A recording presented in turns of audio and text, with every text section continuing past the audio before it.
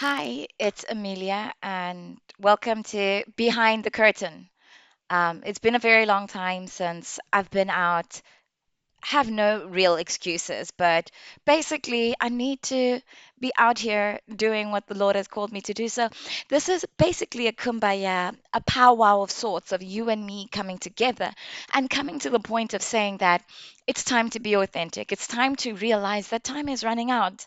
We don't have the opportunity to always come out perfect, pristine, the way that we would like to in order for us to communicate what God has spoken to us. We think that we need to be like doing a 10-point presentation. We need to figure out every single word. But the truth is, the world is dying and we are just thriving out here saying, okay, let's build up our lives. But according to who? Who are you living for? Like, what is it that you're really doing? What is it? Like, at the end of the day, if you were looking at the scales, if God was to judge your life, would it be the life that He called? And that's what I'm about.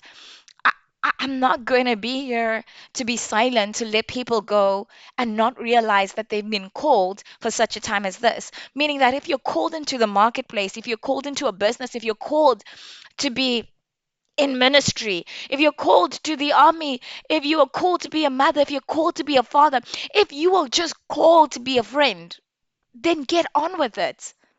Just get on with it. Like, there's no reason why we need to hear more. I understand being studiers of the word, but it says that we must be doers of the word. You study to apply. What did Jesus do when Jesus was on the earth? Look at it. He taught about the kingdom and then demonstrated the kingdom. So, what's the point of gaining all this wisdom if you're not going to use it? The Bible's very clear. It says, be careful how you hear, because the way that you hear is what you will be held accountable for.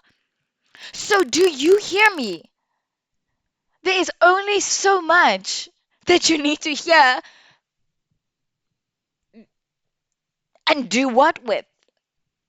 The Bible's clear. We know the parable of the sowers. The parable of the sowers says this. It says, he sowed all these places, right? And the word came in. The first time the word came in, it fell on rocky ground, meaning that there was no way for this thing to even go in. But the word works. Then it fell on grass that had ground that were like thorns and things like that. It was hard ground, and then the things of life kind of like choked it out. The word didn't get there. Last time, fell on fertile soil, or I think I've skipped one, fell on fertile soil, and the word then bear fruit. There's nothing wrong with the word. It's about the application of the word. You tell me if you're applying the word. Are you being a doer? Because I'm going to be a doer. I'm going to get the harvest. I'm going to make sure that what God actually gave Jesus Christ for must come to pass. Because, guys, let's think about this. We, you and I, were saved not just for nothing, but for good works. There was a purpose behind it. There was an investment. Let the king get a return on his investment. Who doesn't want a return on an investment? On an investment? Who doesn't? Let the king get a return on his investment. That's all I'm going to say. We can talk long stories, but the long stories don't have effect. And real is not real without impact.